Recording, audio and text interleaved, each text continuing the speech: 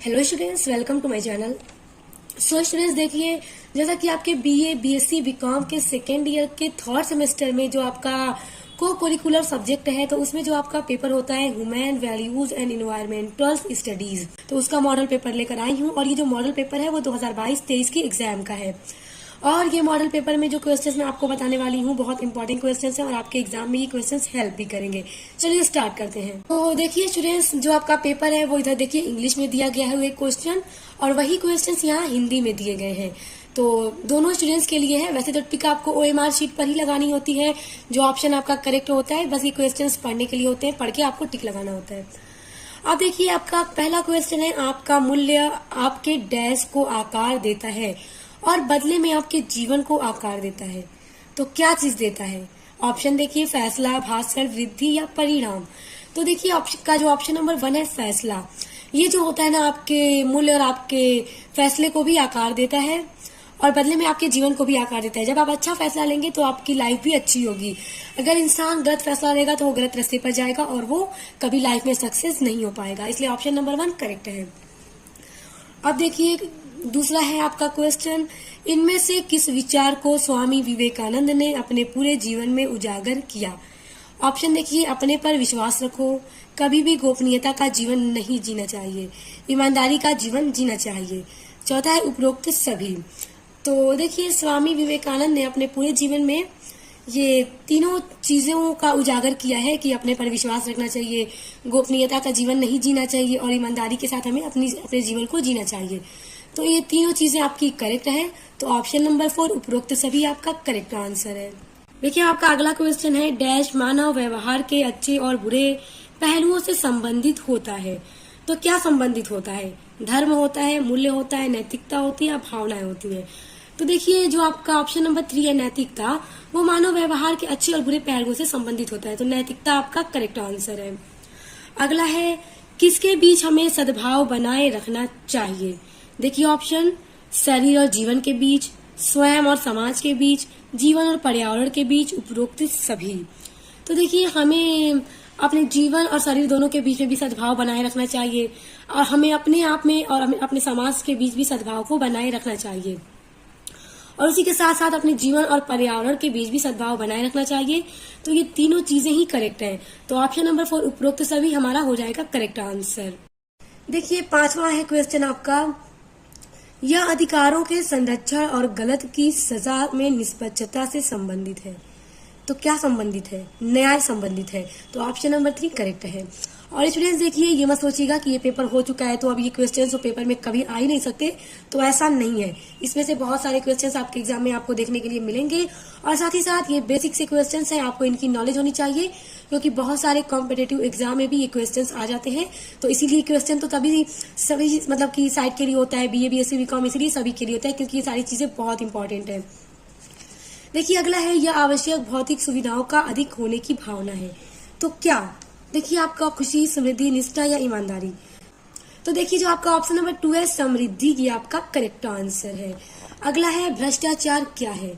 भ्रष्टाचार क्या है स्टूडेंट्स? तो देखिए अपनी शक्ति और अधिकार का दुरुपयोग है भ्रष्टाचार। तो ऑप्शन नंबर 3 करेक्ट है। याद रखिए बहुत इंपॉर्टेंट क्वेश्चन है। अगला है, निम्न में से कौन एक सामाजिक कार्यकर्ता के रूप में जाने जाते हैं? तो अरविंद केजरीवाल, कुमार विश्वास, अन्ना हजारे या कुमार सानू। तो आपका ऑप्शन नंबर 3 अन्ना हजारे, ये आपका करेक्ट आंसर। ये एक सामाजिक कार्यकर्ता के रूप में जाने जाते हैं। इंपॉर्टेंट क्वेश्चन है, याद रखिएगा। आपका अगला है प्रश्न नंबर 9 है, किन्होंने भारतीय संस्कृति और पाश्चात्य संस्कृति के बीच सेतु का निर्माण किया? तो किसने किया? स्वामी विवेकानंद ने सेतु का निर्माण किया था। तो option number 1 Swami Vivekananda correct है। अगला है, नेपोटिज्म क्या है? तो देखिए नेपोटिज्म क्या होता है? ऑप्शन देखिए, कार्यकर्ताओं का मनोबल गिराना, महिला कर्मी का उत्पीड़न, निर्णय लेने में निर्कुलज होना, दोस्तों या रिश्तेदारों को काम पर रखना और पश्चाताप दिखाना।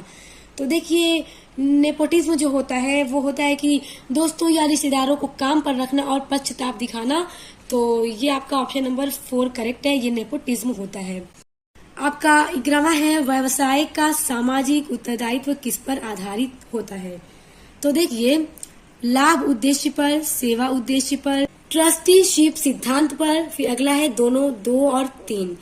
तो देखिए इसमें क्या है कि व्यवसाय का जो सामाजिक उत्तरदायित्व होता है वो सेवा के उद्देश्य पर और ट्रस्टीशिप सिद्धांत पर होता है। तो ऑप्शन नंबर 2 और 3 दोनों करेक्ट है, तो इसलिए 4 पर आप निशान लगाइएगा। स्टूडेंट्स देखिए ये मिस्टेक एग्जाम में कभी मत कीजिएगा कि यहाँ पे ऑप्शन दे दिया कि दोनों 2 और 3 दोनों, ये दोनों आपका करेक्ट है। तो ये नहीं कि OMR शीट पे ऑप्शन नंबर मतलब क्वेश्चन नंबर 11 के अंदर आप दूसरे और तीसरे नंबर दोनों पे आप मतलब टिक लगा दें, गोल गोल बना दें, तो ऐसा मत कीजिएगा। ऑप्शन नंबर 4 जो आपका होगा उसी पे आप उसी को सर्कल कलर कीजिएगा। तो ये गलती मत कीजिएगा कि एक क्वेश्चन में 2-2 टिक लगा दें, इस तरह से आपका पूरा नंबर कट जाएगा। प्रश्न 12 है, विधायी कारपोरेट सामाजिक उत्तरदायित्व वाला विश्व का एकमात्र देश है। तो भारत आपका करेक्ट आंसर है, ऑप्शन नंबर 3 भारत। फिर देखिए अगला है CSR से क्या तात्पर्य है। देखिए CSR से तात्पर्य का मतलब कि CSR का फुल फॉर्म क्या है।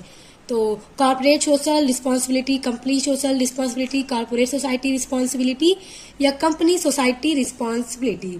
तो देखिए C यानी कॉर्पोरेट, S सोशल, R का रिस्पॉन्सिबिलिटी। तो option number 1 corporate social responsibility का मतलब CSR। तो ऑप्शन नंबर 1 करेक्ट है। अगला देखिए कॉर्पोरेट सामाजिक उत्तरदायित्व शब्द निम्नलिखित में से किससे संबंधित है। तो अब देखिए ये जो शब्द है कॉर्पोरेट सामाजिक उत्तरदायित्व वो किससे संबंधित है।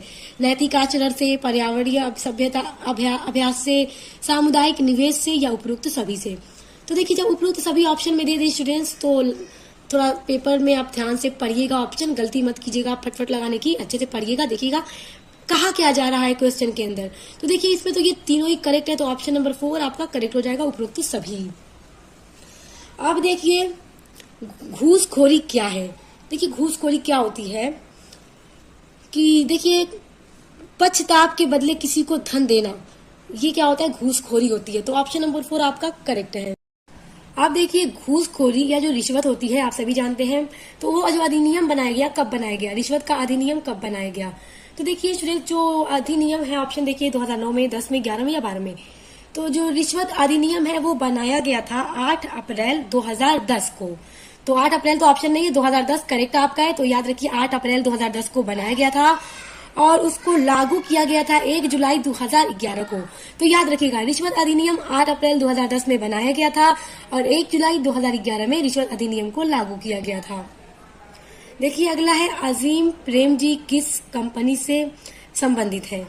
तो देखिए अजीम प्रेमजी जो कंपनी से संबंधित है वो है विप्रो कंपनी। तो विप्रो से संबंधित है, ऑप्शन नंबर 3 करेक्ट है। अब देखिए अगला है निम्नलिखित में से किसका व्यक्ति के पूर्वाग्रह पर प्रभाव पड़ता है। देखिए किसका व्यक्ति के पूर्वाग्रह पर प्रभाव पड़ता है, माता पिता का, मित्र का, मीडिया का या उपरोक्त सभी का। तो देखिए व्यक्ति पर ना सभी का प्रभाव पड़ता है, माता पिता का भी, मित्र का भी, मीडिया का भी। तो उपरोक्त सभी आपका करेक्ट आंसर है, ऑप्शन नंबर 4। हर एक क्वेश्चन बहुत ज्यादा इंपॉर्टेंट है, बहुत ध्यान से देखिए और एग्जाम में ये आपसे पूछा भी जाएगा और ये कॉम्पिटेटिव एग्जाम के पॉइंट ऑफ व्यू से भी इम्पोर्टेंट है और आपको ये बेसिक से क्वेश्चन हर हाल में पता होने चाहिए। देखिए अगला है प्रश्न नंबर 19 है, निम्न में से कौन से पाप महात्मा गांधी द्वारा दिए गए हैं। तो देखिए कौन से पाप महात्मा गांधी द्वारा दिए गए हैं, नैतिकता के बिना वाणिज्य, मानवता के बिना विज्ञान, चरित्र विहीन ज्ञान या उपरोक्त सभी। तो उपरोक्त सभी, ऑप्शन नंबर 4 करेक्ट है। देखिए अब अगला है APJ अब्दुल कलाम ने मूल्य आधारित शिक्षा के बारे में क्या कहा है। तो ऑप्शन देखिए माता पिता और शिक्षकों को बच्चों में नैतिक नेतृत्व विकसित करना चाहिए, ये तो करेक्ट हो गया। देखिए अगला है बाल मन के हृदय में धार्मिकता का विकास करना चाहिए, बच्चों के दिल में दिमाग में धार्मिकता का भी विकास करना चाहिए, मानव चेतना और विशिष्टता और सार्वभौमिकता पर ध्यान भी देना चाहिए। तो डॉक्टर आप APJ अब्दुल कलाम ने मूल्य आधारित शिक्षा के बारे में ये तीनों चीजें कही हैं। तो ऑप्शन नंबर 4 उपरोक्त सभी यानी ये तीनों आपका करेक्ट है, तो उपरोक्त सभी पर आप टिक लगा दीजिएगा। अब देखिए अगला है सूचनाओं, विचारों, व्यक्तिगत संदेशों और अन्य सामग्री को साझा करने वाले समुदायों को सामूहिक रूप से जाना जाता है। तो किससे जाना जाता है, ईमेल, तत्कालीन संदेशन, सामाजिक मीडिया या समाचार पत्रिका। तो सामाजिक मीडिया से जाना जाता है, तो ऑप्शन नंबर 3 आपका करेक्ट है। अगला देखिए निम्नलिखित में से कौन सा सोशल मीडिया पर अनुसरण करने के लिए एक अच्छी युक्ति है। स्टूडेंट्स देखिए मैं आपको एक और बात बता दूं कि इन सभी इस तरह के आपके एग्जाम्स में एक क्वेश्चन जब कहीं से उठाए जाते हैं तो उसी से रिलेटेड क्वेश्चन आपको अगला देखने को भी मिलता है। अब जैसे आप देख सकते हैं यहाँ पर देखिए सामाजिक मीडिया, कुछ उसी से मिलता जुलता क्वेश्चन आपको यहाँ पर भी देखने को मिल रहा है, मीडिया से रिलेटेड ही। तो इस तरह के क्वेश्चंस आपको कई एक जो जब ये क्वेश्चंस तैयार किए जाते हैं आपके लिए, तो एक एक टॉपिक से ना कई क्वेश्चंस उठा लिए जाते हैं, जिससे आपके लिए भी इजी हो जाता है। बस क्वेश्चन अच्छे से पढ़िए, ऑप्शन अच्छे से पढ़िए, काफी सिंपल से क्वेश्चंस होते हैं आपके। तो देखिए क्या कहा जा रहा है कि निम्नलिखित में से कौन सा सोशल मीडिया पर अनुसरण करने के लिए एक अच्छी युक्ति है। तो ऑप्शन देखिए, केवल वही लोग फॉलो करें जिन्हें आप जानते हैं। दूसरा, एक मजबूत पासवर्ड का प्रयोग करें। गोपनीयता सेटिंग्स से अवगत रहें। उपरोक्त सभी। तो देखिए आपका ऑप्शन नंबर 4 जो है वो करेक्ट है, उपरोक्त सभी, यानी इन तीनों चीजों, ये तीनों चीजें हमें फॉलो करनी चाहिए, इन तीनों चीजों पे हमें ध्यान देना चाहिए। देखिए अगला है, अवांछित इलेक्ट्रॉनिक संदेशों को विशेष रूप से विज्ञापन को किस रूप में जाना जाता है। तो स्पैम रूप में जाना जाता है। अगला देखिए, एंटीवायरस सॉफ्टवेयर क्या है, मोस्ट इंपॉर्टेंट क्वेश्चन है। देखिए जो एंटीवायरस सॉफ्टवेयर होता है वो सॉफ्टवेयर जो आपके डिवाइस को वायरस और मॉलवेयर से बचाता है, तो उनसे एंटीवायरस सॉफ्टवेयर कहा जाता है। ऑप्शन नंबर 3 आपका करेक्ट है। देखिए अगला है, FSSAI का पूर्ण रूप क्या है। तो इसका पूर्ण रूप जो है ना स्टूडेंट्स, वो है भारतीय खाद्य सुरक्षा और मानक प्राधिकरण। तो याद रख लीजिए, FSSAI का पूरा रूप भारतीय खाद्य सुरक्षा और मानक प्राधिकरण है। ऑप्शन नंबर 1 करेक्ट है। अब देखिए मैंने आपसे कहा था ना कि कुछ प्रश्न आपके मिलते जुलते रहते हैं आसपास के। देखिए ISI का पूर्ण रूप क्या है, इससे पहले भी आपसे पूर्ण रूप पूछा गया प्रश्न में, और यहाँ पर भी पूर्ण रूप यानी पूरा रूप फुल फॉर्म पूछा जा रहा है। तो देखिए जो ISI का पूरा रूप है वो भारतीय मानक संसाधन है। ऑप्शन नंबर 2 आपका करेक्ट है। उसके बाद देखिए अगला है, ऑर्गेनिक और नॉन ऑर्गेनिक फूड में मुख्य अंतर क्या है। तो देखिए ऑर्गेनिक और नॉन ऑर्गेनिक जो फूड होता है उसमें क्या अंतर होता है कि कीटनाशकों का उपयोग। तो ऑप्शन नंबर 1 करेक्ट है। अब देखिए निम्न में से कौन जो आमतौर पर अधिक महंगा होता है। तो पालतू भोजन या फिर organic food, non organic food, उपरोक्त में से कोई नहीं। देखिए इससे पहले यहाँ पर ऑर्गेनिक फूड आया था आपके क्वेश्चन में, अब यहाँ पर ऑप्शन में दिया जा रहा है। तो जो सबसे महंगा होता है वो होता है आपका ऑर्गेनिक फूड। तो ये याद रखिए, बहुत इंपॉर्टेंट क्वेश्चन है। अगला है, महात्मा गांधी ने भागवत गीता को कहा था। तो महात्मा गांधी ने भागवत गीता को क्या कहा था। देखिए सार्वभौमिक माँ कहा था। तो याद रखिए महात्मा गांधी ने भागवत गीता को सार्वभौमिक माँ कहा था। देखिए अगला है, इनमें से कौन सा नैतिक संहिता के अंतर्गत नहीं आता। तो जो नहीं आता नैतिक संहिता के अंतर्गत वो आपका है जीवन शैली। ऑप्शन नंबर 3 जीवन शैली आपका करेक्ट है। आप देखिए, देशों के बीच तेजी से एकीकरण या अंतर संबंध कहलाता है। तो देशों के बीच जो तेजी से एकीकरण या अंतर संबंध है वो क्या कहलाता है। तो वो कहलाता है भूमंडलीकरण या वैश्वीकरण, ग्लोबलाइजेशन। जैसा स्टूडेंट्स मैंने एक वीडियो एक एस्से बना रखा है ग्लोबलाइजेशन पे, इंग्लिश में एस्से है, आप लोग देखिएगा, मेरे चैनल पर देखिएगा। देखिए ग्लोबलाइजेशन का क्या मतलब होता है, जो दूसरे देशों से हम एकदम टच हो जाते हैं, वहाँ पे बिजनेस कर सकते हैं, वहाँ से परचेज कर सकते हैं, वहाँ पे सेल कर सकते हैं, बैठे बातें, हर चीज जो अब बहुत इजी हो गया है, पहले ऐसा नहीं था। तो वही ग्लोबलाइजेशन होता है, वैश्वीकरण होता है। देखिए अगला है, निजीकरण किसके द्वारा प्राप्त किया जा सकता है। तो निजीकरण प्राप्त किया जाता है देखिए पट्टा के द्वारा, फ्रेंचाइजिंग के द्वारा, अनुबंधों के द्वारा, उपरोक्त सभी। तो उपरोक्त सभी ऑप्शन नंबर 4 करेक्ट है। अब देखिए FDI का आशय है, यानी FDI का क्या आशय है, क्या फुल फॉर्म है। तो FDI का जो फुल फॉर्म है वो है प्रत्यक्ष विदेशी निवेश। इंग्लिश में भी इधर आप लोग देखते चलिए। तो ऑप्शन नंबर 1 आपका करेक्ट है। फिर देखिए विनिवेश का अर्थ सार्वजनिक निवेश को डैश बेचना है। तो ऑप्शन नंबर 1 देखिए निजी उद्यम को बेचना है। ऑप्शन नंबर 1 करेक्ट है। सभी क्वेश्चन महत्वपूर्ण हैं, आप देखते चलिए, दिमाग में फिक्स करते चलिए इनके आंसर्स को। अगला देखिए डैश आमतौर पर सामाजिक और आर्थिक नीतियों के क्षेत्र में सरकारी प्रतिबंध की छूट को संदर्भित करता है। तो क्या संदर्भित करता है, उदारीकरण संदर्भित करता है। तो ऑप्शन नंबर 4 आपका करेक्ट है। आप देखिए जो वैश्वीकरण या भूमंडलीकरण शब्द का वर्णन करने के लिए निम्नलिखित में से कौन सा सबसे अच्छा है। तो ऑप्शन अपना देख लीजिए, राष्ट्रीय सीमाओं के पार वस्तुओं, सेवाओं, लोगों, पूंजी और सूचनाओं का आदान प्रदान, राष्ट्रीय सीमा के पार पर माल का आदान प्रदान, राष्ट्रीय सीमा के पार वस्तुओं और सेवाओं का आदान प्रदान, उपरोक्त में से कोई नहीं। तो देखिए जो ग्लोबलाइजेशन होता है वो मैंने अभी आपको बताया कि आप अपनी कंट्री से दूसरी कंट्री की सीमाओं को पार करके उनकी कंट्री में वस्तुओं को बेच सकते हैं, सेवाओं को बेच सकते हैं, खरीद भी सकते हैं, पूंजी का और सूचनाओं का आदान प्रदान आप कर सकते हैं। तो ऑप्शन नंबर 1 आपका करेक्ट हो गया। यही आपका मेन समझ लीजिए ग्लोबलाइजेशन होता है। अब देखिए चयन करने की प्रक्रिया कहलाती है। तो जब भी आप कोई चयन करेंगी, किसी चीज को आप चूज करेंगी, तो वो एक आपका डिसीजन होगा, निर्णय लेना होगा। देखिए डिसीजन मेकिंग, तो निर्णय लेना आपके चयन करने की जो प्रोसेस होता है उसे निर्णय लेना कहा जाता है। तो ऑप्शन नंबर 2 आपका करेक्ट है। अब देखिए डैश कृषि उत्पादों के लिए प्रमाणन चिन्ह है। तो जो प्रमाणन चिन्ह है वो आपका है एग मार्क। कृषि में एग मार्क का यूज किया जाता है, आप लोगों ने देखा भी होगा, आपके घर अगर कुछ आता भी होगा तो उस पर बना रहता है डब्बे पे एग मार्क। तो ऑप्शन नंबर 3 एग मार्क है। अगला देखिए सीएनजी को पेट्रोल की तुलना में क्यों प्राथमिकता दी जाती है। तो पेट्रोल की तुलना में सीएनजी को प्राथमिकता क्यों दी जाती है, क्योंकि यह सबसे कुशलता से जलता है। तो ऑप्शन नंबर 1 करेक्ट है। हाँ देखिए वायु प्रदूषण का पौधों पर क्या प्रभाव पड़ता है। तो वायु प्रदूषण का जो पौधों पर प्रभाव पड़ता है स्टूडेंट्स, तो आप लोग देखिए फेफड़ों में संक्रमण, आंखों में जलन, फसलों की वृद्धि और उपज को कम करना या कान बहरा करना। तो वायु प्रदूषण का पौधों पर जो प्रभाव पड़ता है वो फसलों की वृद्धि और उपज को कम कर देता है। ऑप्शन नंबर 3 आपका करेक्ट है। अब देखिए सतत पोषणीय विकास क्या है। तो देखिए जो सतत पोषणीय विकास होता है वो होता है संसाधनों में उपयोग की आवश्यकता को संतुलित करना और भविष्य के लिए उनका संरक्षण भी करना। तो ऑप्शन नंबर 1 आपका करेक्ट है। अब देखिए अगला है सतत पोषणीय विकास लक्ष्य की अवधारणा संबंधित है। देखिए दोनों क्वेश्चन एक ही टॉपिक से उठाए गए हैं। मैंने आपसे बार बार कहती रही हूँ कि आपके जो क्वेश्चन तैयार किए जाते हैं वो एक ही टॉपिक से उठा लिए जाते हैं, आसपास के जो क्वेश्चन होते हैं। तो देखिए सतत पोषणीय विकास लक्ष्य की अवधारणा संबंधित होती है। तो किससे संबंधित होती है, देखिए संसाधनों के संरक्षण से संबंधित होती है। ऑप्शन नंबर 3 आपका करेक्ट है। देखिए अगला है निम्नलिखित में से कौन सा सतत विकास के 3 स्तंभों में से नहीं है। तो देखिए जो नहीं है वो है राजनीति। तो ऑप्शन नंबर 3 आपका करेक्ट है। उसके बाद देखिए अगला है निम्नलिखित में से कौन सा अति जनसंख्या का परिणाम है। तो भूमि एवं अन्य नवीकरणीय संसाधनों पर दबाव। ऑप्शन नंबर 2 आपका करेक्ट है।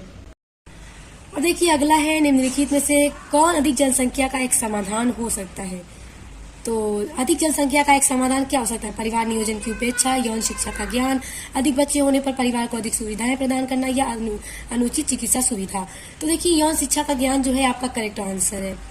देखिए अगला है एक व्यक्ति के जीने की उम्मीद की जाने वाली औसत संख्या कहलाती है। तो जीवन प्रत्याशा कहलाती है। ऑप्शन नंबर 1 करेक्ट है। अब देखिए निम्न में से कौन सा वर्ष 2030 तक प्राप्त करने के लिए लक्षित सतत विकास लक्ष्य नहीं है। तो आप देखिए ऑप्शन देखिए लैंगिक समानता, शून्य भूख, अच्छा स्वास्थ्य कल्याण, अंतरिक्ष अनुसंधान। तो अंतरिक्ष अनुसंधान ऑप्शन नंबर 4 करेक्ट है। देखिए अगला आपका क्वेश्चन है रियो शिखर सम्मेलन 1992 का एजेंडा 21 संबंधित है। तो किससे संबंधित है, सतत विकास से संबंधित है। ऑप्शन नंबर 1 करेक्ट है। देखिए अगला है किस पारिस्थितिकी तंत्र में अधिकतम बायोमास है। तो वन पारिस्थितिकी तंत्र में सबसे ज्यादा बायोमास है। तो ऑप्शन नंबर 1 करेक्ट है। देखिए अगला है सीपीसीबी का क्या तात्पर्य है, यानी सीपीसीबी का फुल फॉर्म क्या है। तो देखिए केंद्रीय प्रदूषण नियंत्रण बोर्ड आपका करेक्ट आंसर है। ऑप्शन नंबर 3 है कि सीपीसीबी का फुल फॉर्म है केंद्रीय प्रदूषण नियंत्रण बोर्ड। देखिए अगला है निम्नलिखित में से कौन सा पिरामिड एक प्राकृतिक पारिस्थितिकी तंत्र में कभी भी उल्टा नहीं हो सकता। तो ऊर्जा का पिरामिड। ऑप्शन नंबर 2 ऊर्जा का पिरामिड उल्टा नहीं हो सकता। देखिए फिर अगला है झीलों और महासागरों के सतही जल पर सर्वाधिक प्राथमिक उत्पादकता किसके द्वारा होती है। तो पादप प्लवक द्वारा होती है। ऑप्शन नंबर 4 करेक्ट है। देखिए अगला है निम्न में से कौन जनसंख्या की विशेषता नहीं है। तो जनसंख्या की विशेषता क्या नहीं है इसमें से, जन्म दर, मृत्यु दर, स्तर विन्यास, लिंग अनुपात। तो स्तर विन्यास जनसंख्या की विशेषता नहीं है। ये सभी प्रश्न बहुत इंपॉर्टेंट है, तो दिमाग में आप फिक्स कर लीजिए, इन सभी प्रश्न को रट लीजिए। देखिए एक पारिस्थितिकी तंत्र में ऊर्जा प्रवाह डैश होता है। तो हमेशा एक दिश में होता है। ऑप्शन नंबर 1 करेक्ट है। अब देखिए अगला है आपका किसी जीव या समुदाय के प्राकृतिक स्थान के रूप में जाना जाता है।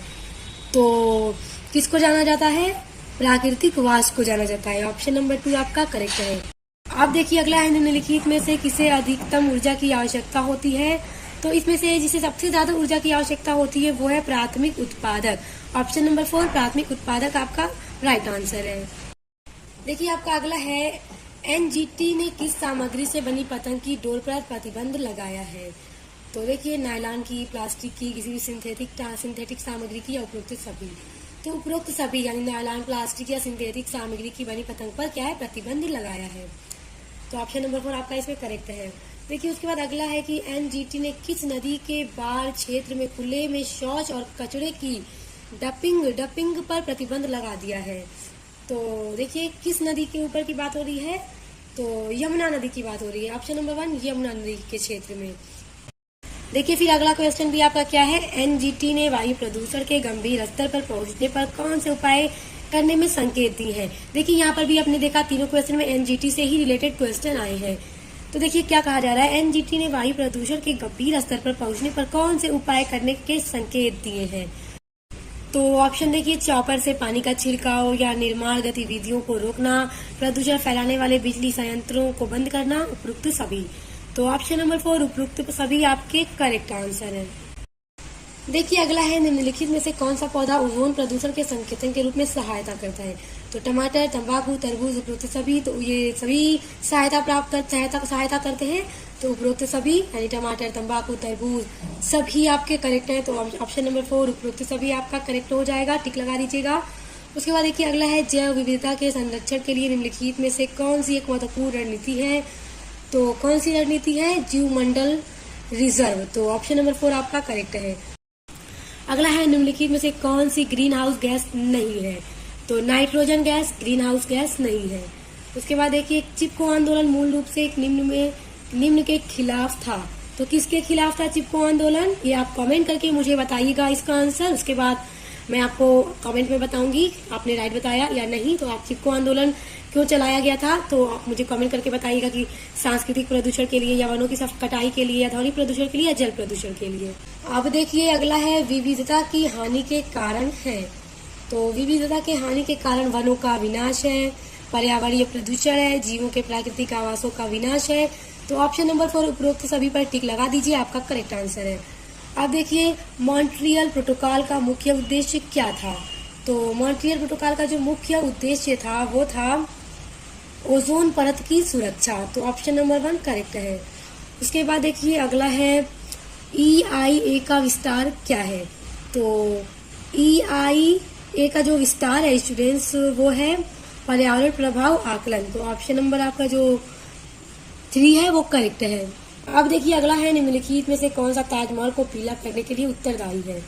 तो ताजमहल को पीला करने के लिए उत्तरदायी क्या है, नाइट्रोजन डाइऑक्साइड, सल्फर, क्लोरीन या फिर सल्फर डाइऑक्साइड। तो सल्फर डाइऑक्साइड आपका राइट आंसर है, ये ताजमहल को पीला करने के लिए उत्तरदायी है। ऑप्शन नंबर 4 करेक्ट है। देखिए वायु गुणवत्ता सूचकांक क्या है, मोस्ट इंपॉर्टेंट ये क्वेश्चन है आपका। यह ध्वनि प्रदूषण के बारे में बताता है, या वायु प्रदूषण को मुख्य रूप से हवा में सल्फर सामग्री को मापता है, यह आपके क्षेत्र में ओजोन स्तर को मापता है, यह हवा के रंग की जांच करता है। तो क्या है, यह वायु प्रदूषण को मुख्य रूप से हवा में सल्फर सामग्री को मापता है। ऑप्शन नंबर 2 करेक्ट है। तो देखिए आपका अगला क्वेश्चन है, विश्व पर्यावरण दिवस कब मनाया जाता है। इसका आंसर आप मुझे कमेंट बॉक्स में बताइएगा। मैंने 2 आंसर आपके लिए छोड़े हैं, एक चिपको आंदोलन किस लिए चलाया गया था, किसके खिलाफ, और विश्व पर्यावरण दिवस कब मनाया जाता है। तो इन दोनों के आंसर आप मुझे कमेंट बॉक्स में दीजिएगा। अगर आपने रॉन्ग आंसर दिया तब मैं आपको इसके करेक्ट आंसर बता दूंगी। अब देखिए अगला है, भारत में राष्ट्रीय पर्यावरण संरक्षण अधिनियम किस वर्ष में पारित किया गया था। तो ये जो पारित किया गया था 1986 में पारित किया गया था। ऑप्शन नंबर 2 1986 आपका करेक्ट है। अगला है, निम्नलिखित में से कौन सी ग्रीन हाउस गैस नहीं होती है। तो कौन सी नहीं होती है, ईथेन। देखिए ईथेन जो है वो ग्रीन हाउस गैस नहीं होती है। ऑप्शन नंबर 4 आपका करेक्ट है। देखिए क्योटो प्रोटोकॉल संबंधित है। तो क्योटो प्रोटोकॉल जलवायु परिवर्तन से संबंधित है। उसके बाद देखिए अगला है, किसने पतंग उड़ाने में इस्तेमाल होने वाले मांझे पर प्रतिबंध लगा दिया। देखिए जो मांझा होता है स्टूडेंट्स बड़ा ही खतरनाक होता है। समटाइम तो इससे हाथ कट भी जाते हैं, पैर भी कट जाया करते हैं, अगर कोई ध्यान न दे गिरा हुआ हो तो बहुत तेज होता है। तो देखिए किसने पतंग उड़ाने वाला जो मांझा था उस पर प्रतिबंध किसने लगा दिया। तो किसने लगा दिया, एनजीटी ने लगा दिया। ऑप्शन नंबर 2 आपका जो है एनजीटी, ये आपका करेक्ट है। उसके बाद देखिए अगला है, राष्ट्रीय हरित न्यायाधिकरण अधिनियम 2010 कब अस्तित्व में आया। तो कब आया अस्तित्व में, देखिए 18 अक्टूबर 2010 को अस्तित्व में आया था। ये डेट बड़ी इंपॉर्टेंट है, ये क्वेश्चन आप लोग एकदम रट लीजिए, बहुत इंपॉर्टेंट क्वेश्चन है। देखिए आपका लास्ट है इस पेपर मॉडल पेपर का क्वेश्चन, CITES एक अंतरराष्ट्रीय संधि है। तो कैसी संधि है, देखिए वायु प्रदूषण पर, जल प्रदूषण पर, लुप्तप्राय पौधों और जानवरों को संरक्षण पर, या उपरोक्त में से कोई नहीं। तो लुप्त प्राय पौधों और जानवरों को संरक्षण पर, ये आपका करेक्ट आंसर है। सो स्टूडेंट्स देखिए आज के मॉडल पेपर में 75 क्वेश्चंस हैं और आपके पेपर में भी 75 क्वेश्चंस दिए जाएंगे। तो इसमें से बहुत सारे क्वेश्चंस आपको अपने एग्जाम में देखने को मिलेंगे, इससे आपको बहुत हिंट मिल जाएगी अपने एग्जाम के लिए। तो अच्छे से इसको फिर से एक बार